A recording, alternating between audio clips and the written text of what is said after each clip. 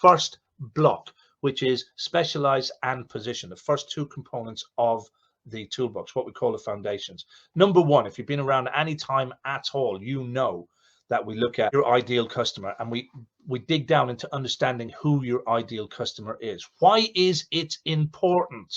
You tell me, why is it important to understand who your ideal customer is? And I can't drill this in enough. You know, some people go, oh yeah, I've done the exercise, and then they come out with the bullshit of, oh yeah, my ideal customer has loads of money and lives in a big mansion, right?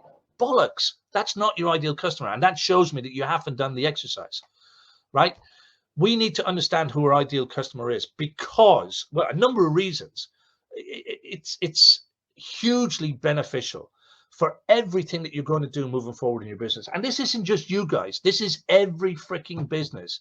When you understand who your ideal customer is, it makes your life so much easier. It makes your business so much easier to run, and it makes your business so much more profitable. And the reasons are why. When you understand who your ideal customer is, it makes communication with those individuals simple. When you deliver a message, now when I say deliver a message, guys, you've got to look at the broader term of everything that we're doing inside of the toolbox. Delivering a message is about the overview of who you are. Anything that you put out on your website, anything that you put out in a blog, anything you send in a letter, anything you put out on a leaflet or flyer, anything you say in a networking meeting or in a face-to-face meeting with a potential customer. This is all part of communication. So don't just think on the surface level. Don't just think to yourself, oh, communication is when I'm talking to my customer, or communication is when I send out a quote to my customer. It is so much more than that. But when you understand who your ideal customer is, it affects your communication, or it should do, because if it doesn't, then you're not targeting your ideal customer.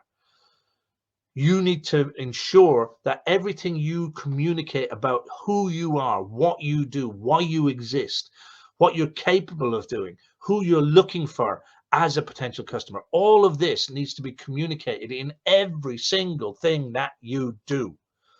And this could be down to the type of pictures that you create, the diagrams that you develop, anything that explains, that it intimates who or what you as a business are, is classed as communication. If it's developed by coming out of your business, it is communication. And when you understand who your ideal customer is, then you tune your communication in order to talk to them. The next thing it helps you to create a connection with your ideal customer. Because when you understand who your ideal customer is and you know what their likes, needs, wants, pains, anxieties, joy, when you know and understand all of that at a good level, that helps you to resonate with your ideal customer, therefore creating that bonding experience, that connection experience. So when you understand, you know, whether they have children, when they like pets, if they're good at gardening, if they're interested in the environment, all of these things that you think to yourself, why the fuck do I want to know all of that? All of that matters to people.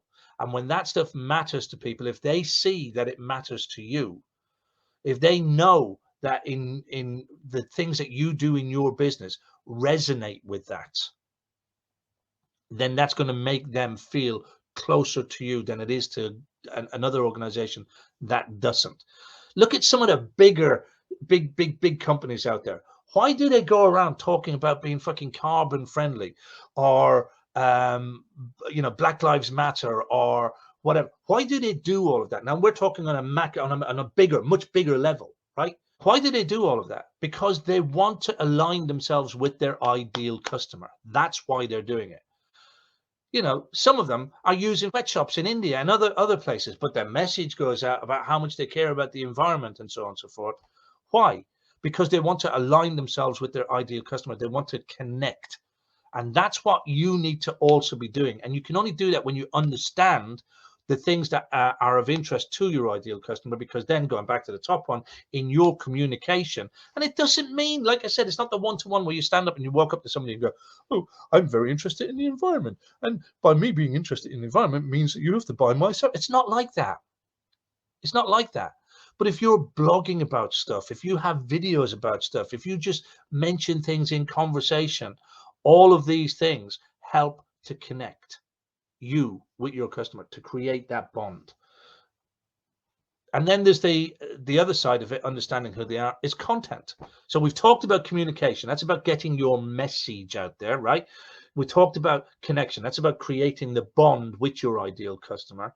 And now if we talk about content, that's about, you know, when we go back to the IEE system, what are the things that entertain your ideal customer? What kind of things, you know, is your ideal customer entertained by, I don't know, football, let's say? Is your ideal customer entertained by information about TV box sets and series? What entertains your customer? So what content can you create around that? Yeah. What kind of content are they concerned about? You know, are they concerned about energy saving? Are they concerned about the environment? Are they concerned about security and safety? Are they concerned about money? Are they concerned? What are their concerns that you can create content around? What are they interested in learning that you could train them in? Are they DIY enthusiasts? Are they interested in learning little hints and tips about DIY? Are they interested in learning how to save stuff? Are they interested in, you know, what are they interested in that you can create content around? All of these things are the reason why you need to understand at a deep level who your ideal customer is.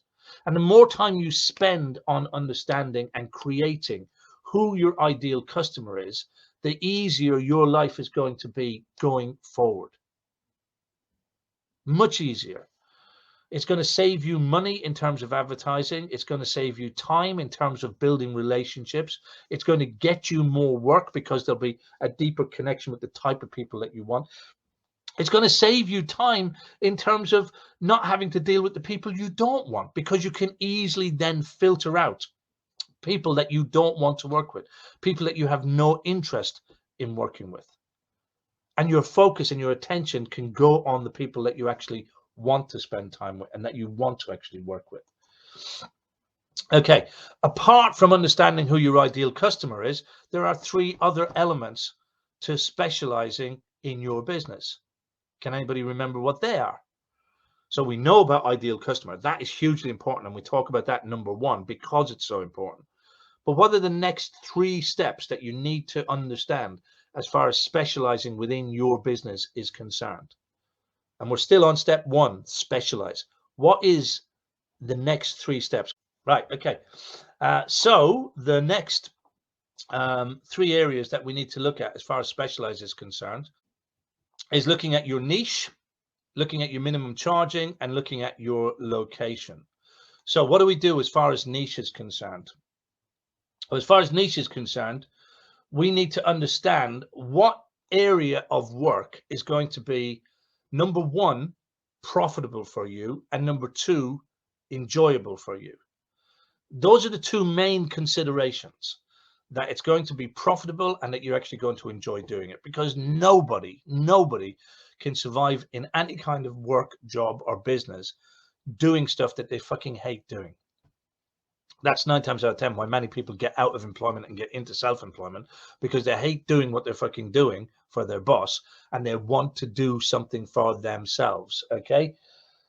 And there are parts of what you do that you really enjoy, and there are parts of what you do that you really hate. So why in God's name would you promote that you do everything? The reason that we do it is this fear of missing out, this FOMO. We're fucking petrified that if I don't say I do everything, then I won't get any work. Whereas the opposite is actually true. When you can niche down into a specific area, people see you as an expert in that area. You will still get work in other things. You'll still get, you know, I mean, my specialist area, what I specialized in was in small jobs, particularly fault finding. That was my niche. That's what I promoted. That's what I advertised. I got other jobs. I got kitchen refits. I got consumer unit changes, which was my next area of specialism. I got consumer unit changes. I got kitchen refits. I got loft conversions. I got complete rewires. I got lots and lots of different types of work, but I got a hell of a lot of fucking more fault finding work because that's what I focused on. And that kept it interesting for me because that's what I enjoyed doing.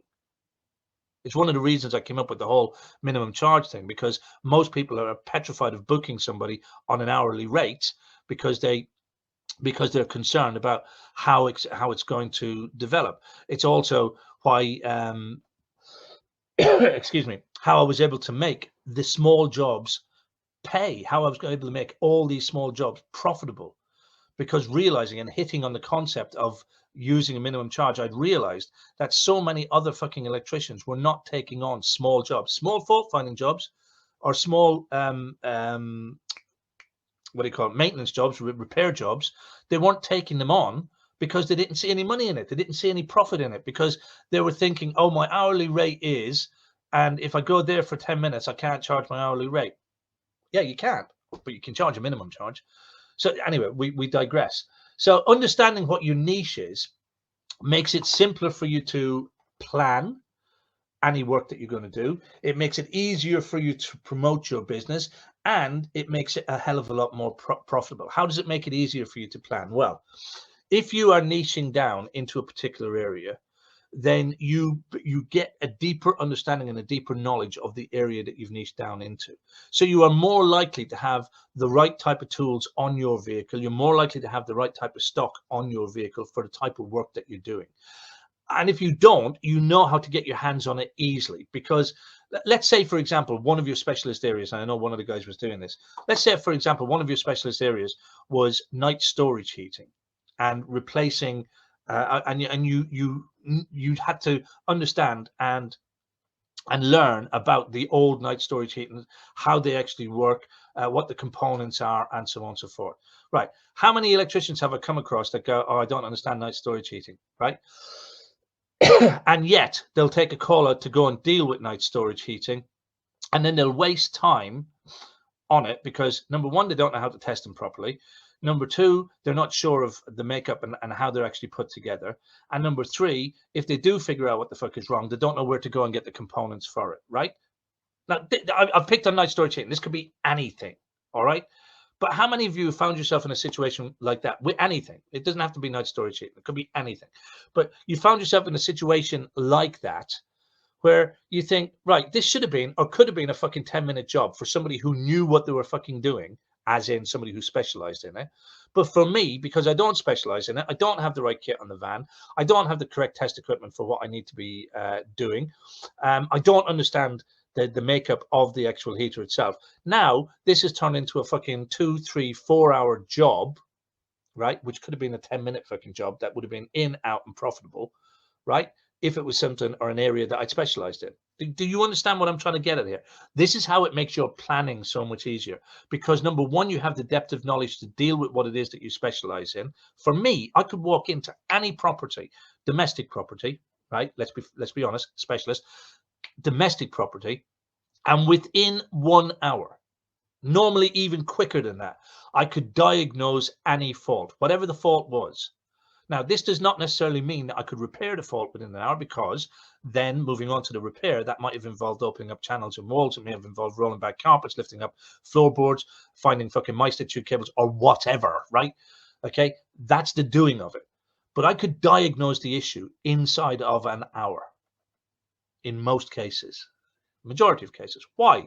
Because I had a depth of knowledge in it, because I had made it my chosen area of expertise, because that's what I fucking did.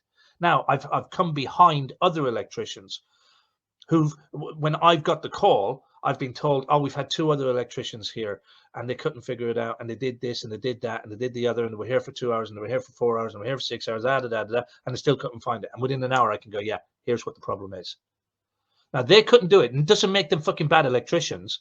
It just makes it that that's not what they're good at. That's not what their specialist area is. So they wasted time and effort on it. And then in some cases, even their reputation, because they spent time there, not fucking got it right, and still charged the customer for it. I understand, because they put the time in, they need to be fucking paid for it. But there's no result for the customer. And yet inside of an hour, I can walk in and go, this is what the problem is. Now, this is what I believe it's going to take to repair this. Done. Minimum charge, diagnosing, and then project rate. This is what's going to cost to put it right. Simples. But that was, that is me specializing in an area. What's your area? What do you specialize in? What are you fucking good at? What do you enjoy doing? You go out and you do it. And now look at how do we make that profitable? For me, making small jobs and fault finding jobs profitable was all about finding and understanding minimum charging and setting up minimum charging. Which leads us to the next area that you need to develop, and that is your minimum charging. When you fully get the concept and understand the concept of minimum charging, why do we do it? We do it for a couple of reasons. Number one, psychology of the language involved. Number two, it makes all of the jobs that you do profitable. And number three, it makes it completely transparent to the customer what it is they're actually going to be paying for your service at that time. So let's look at that. The psychology behind the language. We talk about this time and time and time again inside of the toolbox. We discuss this time and time again inside of the toolbox. If you go to a property and you're telling people that your hourly rate is X, and then you're there for 5 minutes or you're there for 10 minutes, they don't expect to pay for the full hour, because they know and they heard what your hourly rate is. And then they feel, whether they voice it or not, they feel like they have been ripped off, simply because you said it's this for an hour, but you're only there for 10 minutes. Whereas when you say minimum charge, they know that the minimum you are going to charge them, the minimum you're going to charge them is going to be X, whatever X happens to be. I've told you previously what I believe every single electrician should be charging in the country as a minimum. And I'm not saying this should be the end of your charging, but as a minimum, every electrician in the country should be charging £65. That's my belief. If you'd asked me a year and a half, 2 years ago, I would have said 45. But right now, my belief, given the cost of living, given the cost of everything that's out there, the cost of running a business, to put food on the table, to keep the business afloat, and to have some profit, my belief is the minimum you need to be charging is 65. And I think every electrician in the country should be doing that. And I would love to see a government statute jump in and go, right, tradesmen, minimum charge 65. Great. If you go up from there, great, absolutely fantastic. And you should aim to go up from there, because you're not in business for a charity. You're in business to earn profit, to have the life that you wanted to have. And you deserve to have that. But yet we go in and we end up fighting for work, and more interested in getting the work than we are in actually making a profit. So we end up screwing ourselves by charging less than the next guy, and then charging less than the next guy. We go, yeah, I'm busy, I've got loads of work, I've got loads of work. That's great, you're busy, you're running yourself into the ground, but you're making nothing. So minimum charging, number one, it will help you to be profitable. Number one, it's about the language of psychology. Number two, it's about helping you to be profitable. If you run the minimum charge calculator, my version or any other version of it, and you work out what your total expenses are for the year, break it down to the month, your total expenses are, and you break that down into an hourly figure of what it costs you to go to work, because there is a cost of going to work.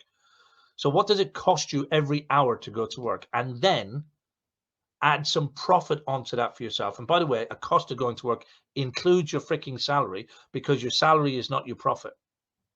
Get out of that mindset as well. That's a whole other game also. Get that out of your head.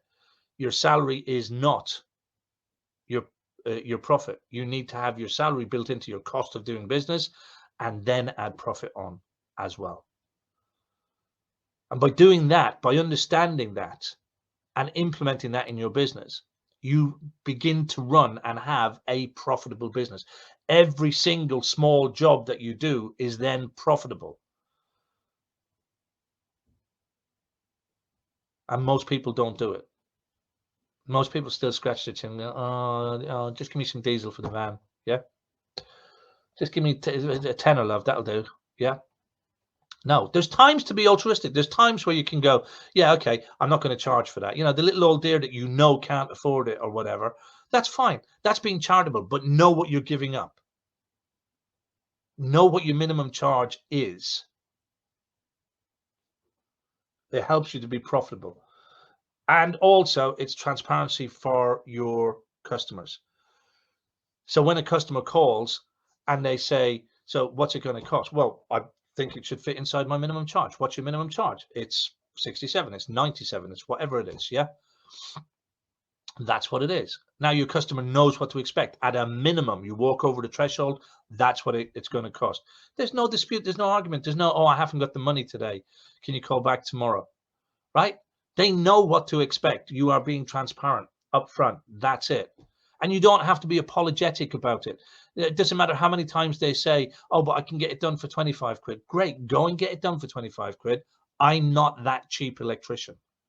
There's enough of them out there. You do not need to be one of them. So minimum charging. And then the next thing after that is your location. Understanding the area that you actually want to work in.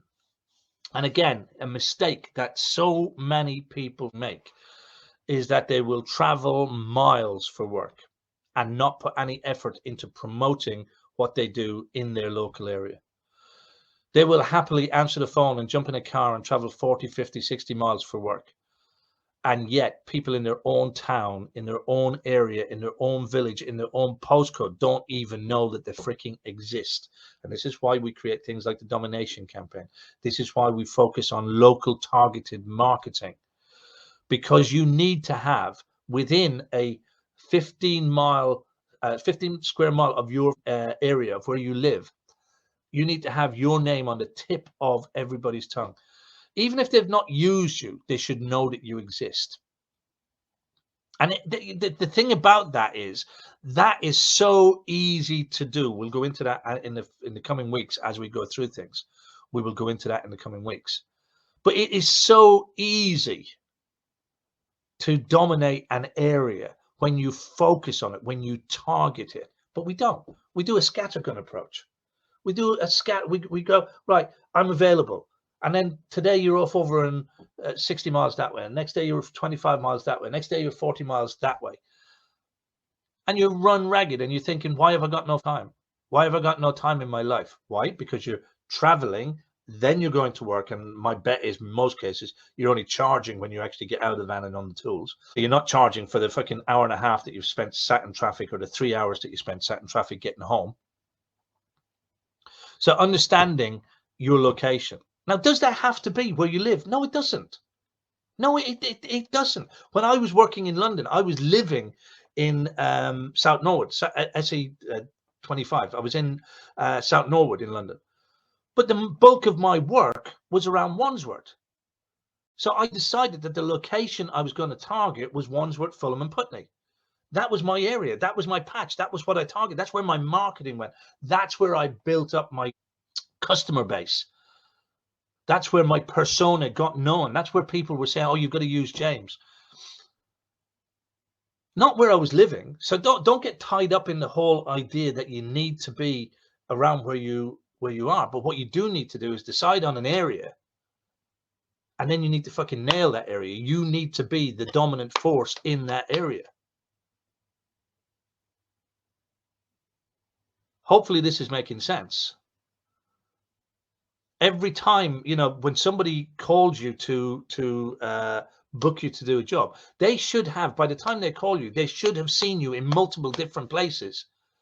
Whether it was a leaflet that went through the door, whether it was a magazine ad in their local community, whether it was a flyer in the hairdressers, whether it was a flyer in the local service station.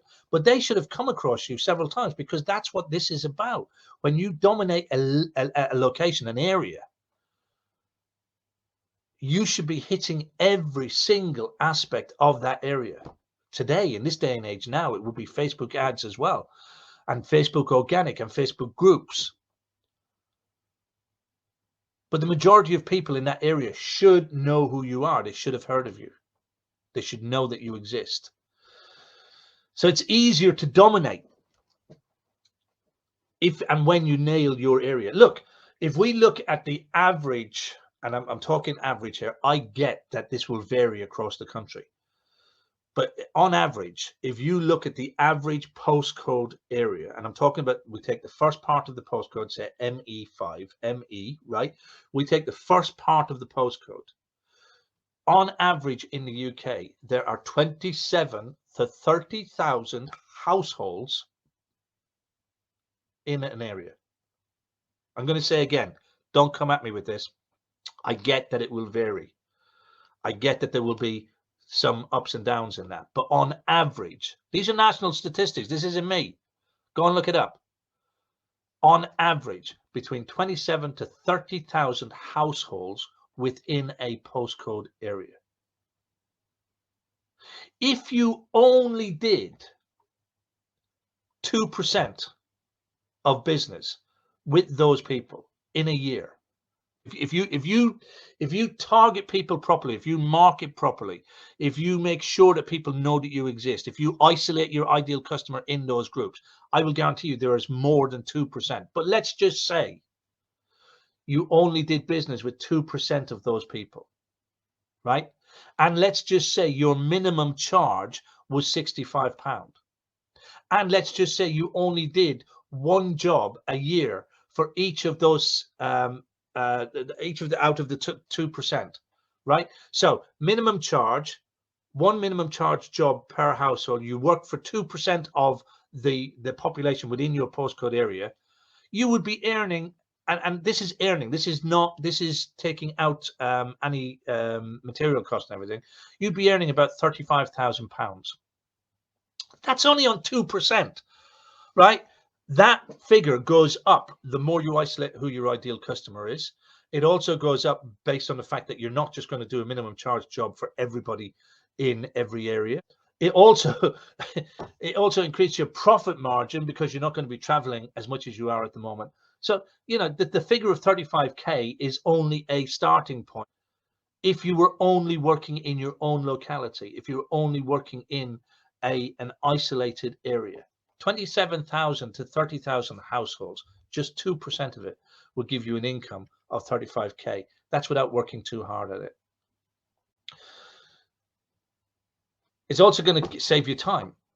Isolating a location is going to save you time. If you know how long it's going to take you to get from the area where you're actually working to home, you know what your commute is. You know what your journey back is. We take somebody like Anthony Jones in